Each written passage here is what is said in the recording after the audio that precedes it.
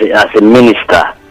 I think the reason why they nominated them and sent their name to the National Assembly to be screened was to know the best if they have the capacity to serve in any capacity they are going to be assigned to. Yeah. And number two, I had a burden that why didn't the president attach a portfolio to their person that would have enabled the Senate to really scrutinize them. I agree. Because if you don't attach a portfolio to them, what question do you want to ask a nice governor? Definitely with boast of his position, what he has done in his administration, he has nothing to boast of. But if assuming they attach a portfolio to that person, that would have enabled the Senate to ask the right question. I don't know, maybe they may not ask, they will still ask them to take a bank. But I'm worried. Nigeria is disappointed, just like what your guests say. Thank you very much. People, they are not doing their best there. I must move on now. Hello, good morning. Hello, good morning. Good morning, the very distinguished Arab. How are you doing this morning? I'm well. What's your name? I salute your guest in the studio. Good morning, sir. Yes, so I recommend the very distinguished Temple Okere. All right. On the issue of the bread increment, in as much as I talked about how much they purchase flour and the rest of them, how the price has also affected those commodities. But my worry is that whenever there is an increment, but it will not reflect on the quality and the quantity of the bread. It is always an issue, because we cannot continue to buy something and at the end of the day you don't get the value for your money. There is always an increment, but there is a reduction in size.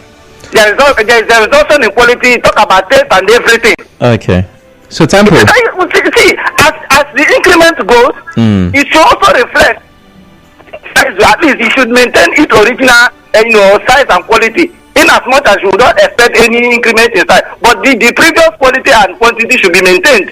Okay, so Temple, there is that increment in price. Temple, let's imagine, right, that okay. I don't know how much the bread weighs, but let's imagine the bread weighs 1 kg, right? Yes. So what they are telling you is what it will cost for them to give you 1 kg loaf is now higher, the operational cost. So even though you're getting the same size, you have to pay more. We don't even get the same size. The size reduces. Okay, that's your argument. You don't get the same size. That is the size reduces, but we are buying much higher than what we normally get in the even the corner side size they are giving us. That is what I'm saying. Okay, so Temple, let me ask you, which would you prefer? Reduce quality and you pay less? We have already increased the amount we buy it. Why not then maintain it since there is an increment in the original amount? But is the taste different? The taste is different. Sometimes the bread, the much longer the bread lasts, it doesn't. Even sometimes when it takes like 2-3 days, you start giving you some kind of unnecessary aroma that is not even healthy. Okay, thank you. Thank you, Temple. The preservation quality, they are no longer there anymore. Okay, there's no problem. So it has a shorter shelf life. Hello, good morning. Good morning, sir. Good morning. What's your name? Yeah, my name is Quentin. I'm calling from Bury. Go ahead. Yeah, in regards to the ministerial screening, I was quite surprised. I was expecting much from the screening committee as a Senate, because the president in this wisdom did not attach portfolios to these nominees. And if you're screening somebody, I think you ask relevant questions related to the portfolios attached. So these senators do not have any clue as to the ministries the nomination will function in. And that also played a part in the screening process. So I think I'm actually disappointed because Nigerians expect a lot from this government. We expect a lot from this government. We don't want this government to fail. So the minister designate should be able to perform optimally when they finally emerge. Thank you very much. Thank you very much. Good morning. Good morning, Jude Obani. I'm calling from Amuma. All right, Jude, go ahead. Presidential screening. let me narrow it to Rivers State. The former governor, Wike, during his screening, he outlined his achievements when he was a governor. He said he constructed a flyover in 4 years, and he had to take a bow. Now, the flyovers constructed in 4 years and changed the landscape of Port Harcourt. Emphasis, Port Harcourt. Not even changing the landscape of River State. Does that make sense? He was a governor of River State, not governor of Port Harcourt, where he changed the landscape. Go to the rural areas when he was a governor. There were, my own local government, we have no health center. We do not have any health center in Omuma. Not even to talk of hospitals. Pupils in primary school sit on bare floor. No teachers, and we changed the landscape of River State, of Port Harcourt. All right. So you think he's not deserving of the ministerial position based on what you've just mentioned?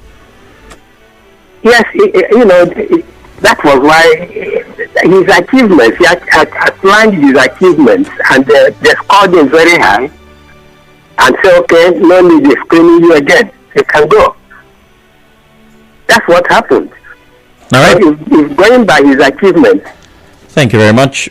Well, we do have to go to other topics, but very quickly, Marcus, you've heard what the people have said, and in the defense of the governor, and I really hate when I have to do this, it means I just want to look at what's on the other side. It's not just Port Harcourt, it's Obiakpo and Falga, so 2 local government areas. These are parts of where the flyover covers. But I think the problem, is something that River State has had for quite some time. So River State is a one-city state. Even Delta has Warri and Asaba. As, Anambra has Onitsha and Oka. Exactly. So the fact that Port Harcourt is the only urban area in River State, it's quite disturbing. Well, maybe that's the problem that the ring road has come to solve. They have now included 4 other local governments. But I like the last caller said, I think he should shift his suggestions to the senator representing Omuma.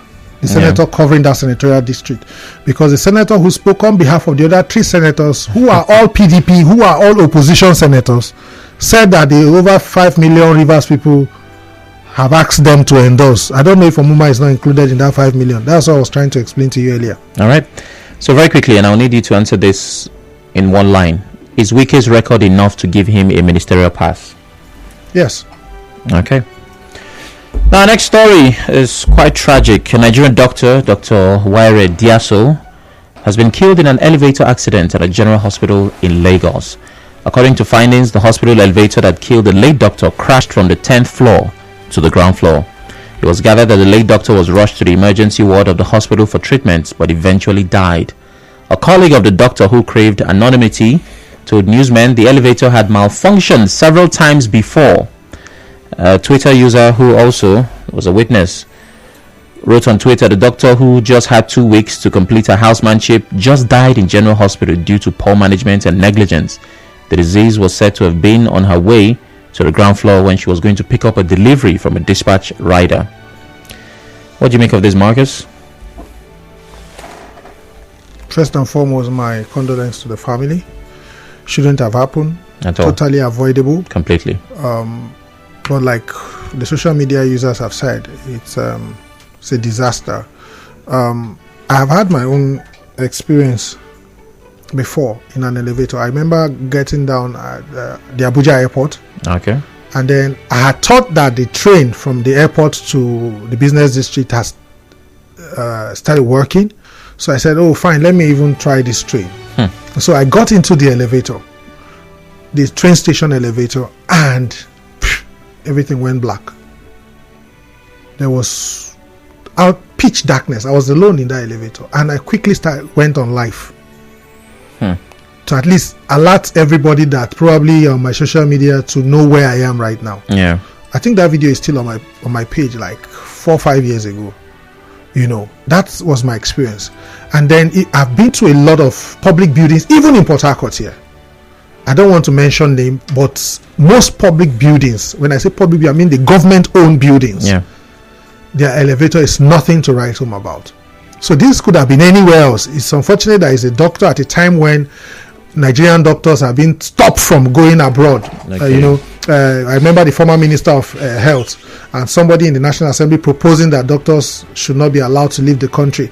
Is it the kind of country we want doctors to stay in? A country where the hospital elevator does not work. And imagine that a doctor dying because there was no blood. No. This is just a national embarrassment, not just to Lagos State, the entire country. This story, if it goes out there, says a lot. It's quite a negative publicity for our country. In a building that should be one of the safest places.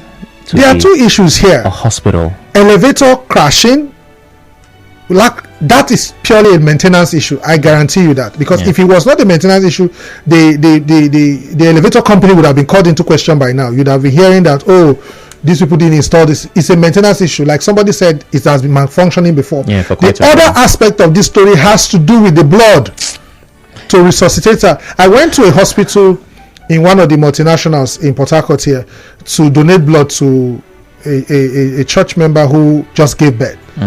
And this lady needed some pints of blood, but those of us on the queue to donate to her, according to that hospital, there were about 6 of us. Okay. Why? Because they were planning for any possible emergency. That does not happen in public hospitals. It's a multinational oil company that has a clinic in-house.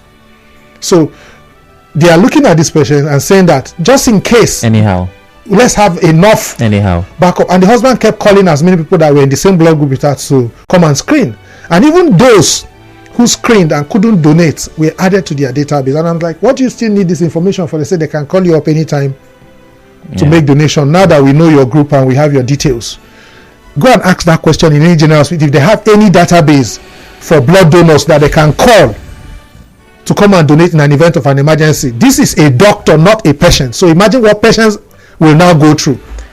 Well, the reaction to that is the NMA, Nigeria Medical Association, Lagos State Chapter, directed all doctors working in the 3 government hospitals on Lagos Island to begin an indefinite strike over the death of their colleague. The NMA also declared a 5-day mourning period in the state and asked doctors in other government-owned hospitals to scale down activities as a mark of respect. And what Marcus was speaking about earlier, the association said Dr. Diaso died at the General Hospital after she was trapped in the elevator. And for more than 40 minutes before she was rescued, there was no blood available. And you ask again, where were the fire service when this happened? Why do we need 40 minutes to respond? How close was the closest fire service? Because once the elevator stopped malfunctioning, I was in an elevator in a public building in Port Harcourt. Within the week, we were about 8 inside and there was no ventilation.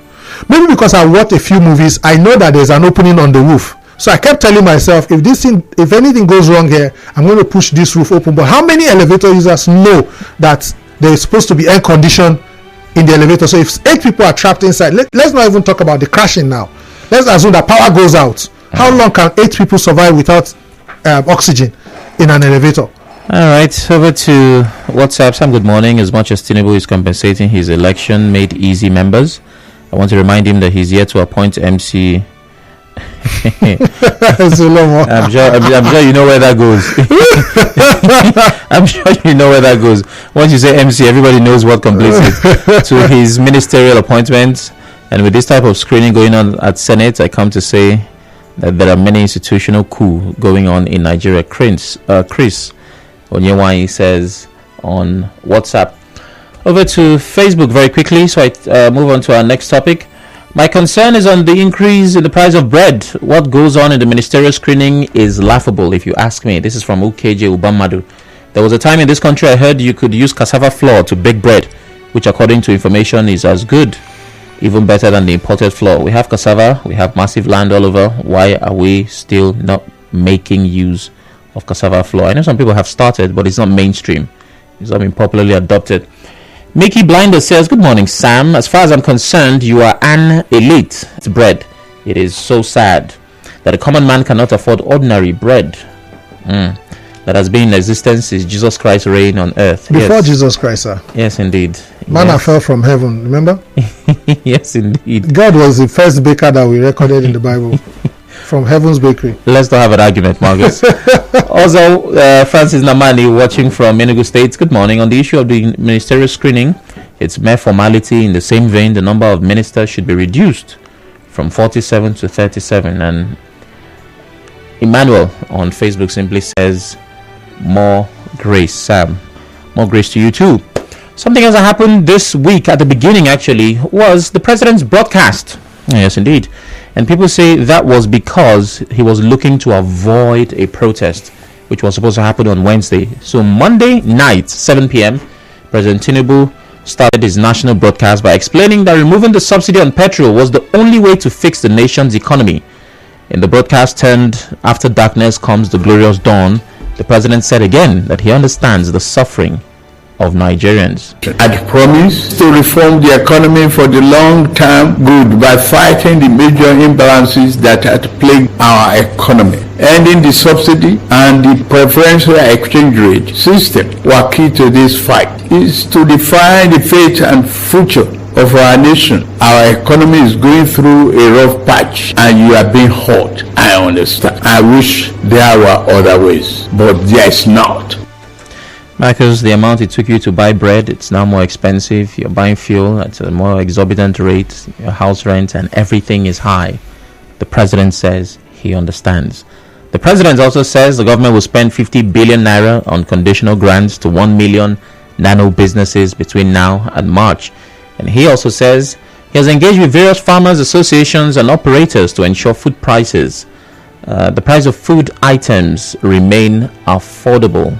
I've ordered release of 200,000 metric tons of grains from strategic reserves to households across the 36 states and FCT to moderate prices. We are also providing 225,000 metric tons of fertilizer, seeding and other inputs to farmers who are committed to our food security agenda. Our administration will invest 50 billion each to cultivate 150,000 hectares of rice and maize. 50 billion each will also be earmarked to cultivate 100,000 hectares of wheat and cassava. So while the president speaks about the challenges, he also spoke about the plans he has put in place to ensure that we do not live with these conditions for very long.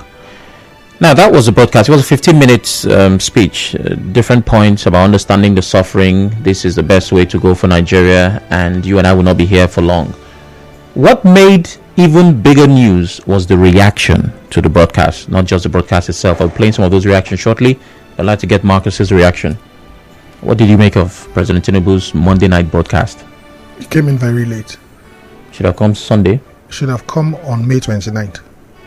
Yes. You do inaugural speech on May 29. You can't be giving a broadcast of this nature. This should have been part of the inaugural speech, because we will expect that since February 25th, he should have made all of these plans, because there was a handover note. He went to... Hold on, Marcus. Yes. I will have to speak not in defense of the government, but... Maybe if you let me finish. On the opposite side of what you're saying. Maybe you should let me finish. Okay, finish. This was a man who told us last year, Emilokon, it's my turn. That's right.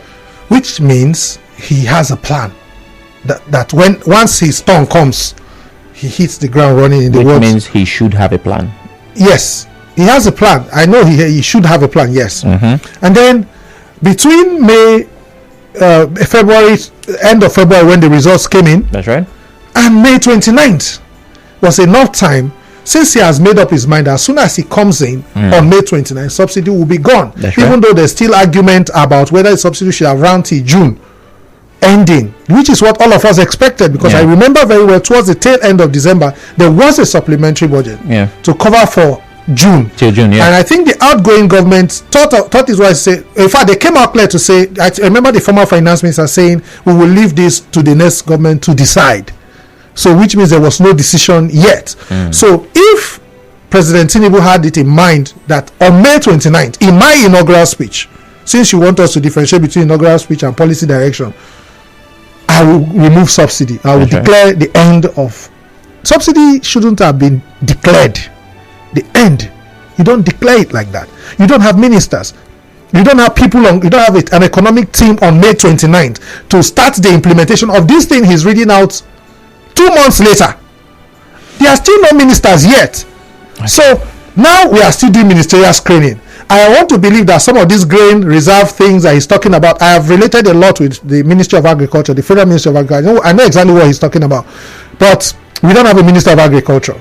So if we are going to be emptying the grain reserve, have we started planting the replacement? And how long does it take to grow corn? The famous corn that he's always talking about. And the wheat that we're talking about. If we had started planting on May 29th, since he has a plan, maybe the permanent secretaries would have started planting them on May 29th. We would have been 2 months away from harvest. Well, fortunately, I was tempted to say unfortunately. Fortunately, we have a break, so I cannot even respond to what you're saying until 3 minutes later. God is on my side. But the thing is, he is telling us, or he was telling us on Monday night, the effect of his announcement from May 29. It is the subsidy is gone that has led to the price increase that has put us in this condition that he's so now saying, I understand. No, that break has to happen. Thank you.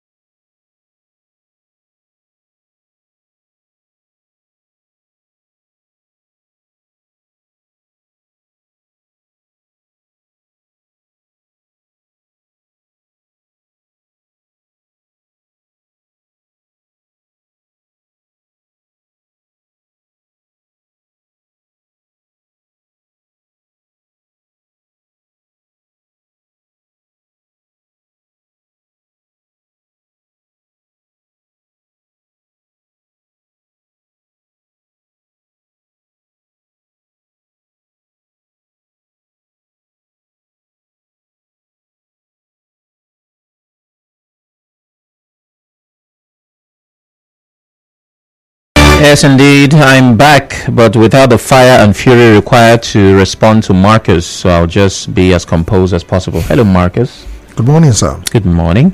Down to the final 2 minutes. Again, the point I was making was the inaugural speech President Tinubu used in telling us about the end of the subsidy regime. So the effect of that statement is what he is speaking about So he cannot come on May 29 and give the speech he gave on Monday night. Sam, every object stays in a state of rest until an external force is applied. That's right. For everything in life, there are causes and their effects. Indeed. So I am saying that the president should have thought of the consequence of him touching an idle subject, which is the subsidy.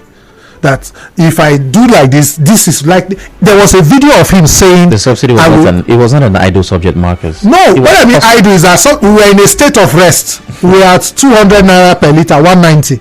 So if you know that you are going to remove subsidy and it was going to climb to over 500, you should have thought of. He has a video. There's a video of the president during campaign saying, "I will remove subsidy. If you like, protest." So the video is out there. So he knew there was going to be a reaction to his removal of subsidy. So this plan you should have laid out this plan even during campaign, and then after he had been declared a winner by INEC. Okay. So I don't want to make any excuse for him. It's coming late. I maintain that this whole plan is coming very late. All right. So some of the reactions were that the president made that speech to avoid the protest which was slated for Wednesday of the same week. It's impossible to have this conversation around headlines from the week without talking about that protest. We're literally out of time.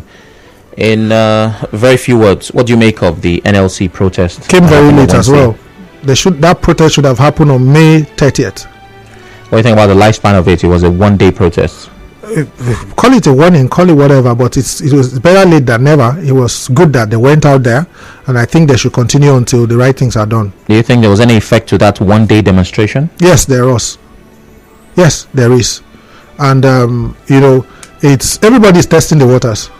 Okay. The fact is that they have registered their grievance. NLC have shown that they can call a protest and it will happen. Okay. For that is a plus for them, and I think they can restore Nigerian confidence in their abilities if they continue and sustain the pressure on the government to do the right thing. Which is quite important. The image of NLC now is not looking too good. Well, thank you very much, Marcus, for your time. Always a pleasure. Thank you very much, the Oracle himself. One promise I can make that will be fulfilled is that you will be here again. Any day, anytime, I would like to visit the shrine. Okay, I thought you were going to say anyhow. I wanted to turn off your mic. All right, that's Marcus Ijioma. It's 9 o'clock. Thank you for being a part of the front page. It happens every Saturday at 8 a.m. So join us next Saturday to catch updates on the biggest stories making headlines. Time for news around the world. After that is Standout with Patrick Uduma. Stay with us.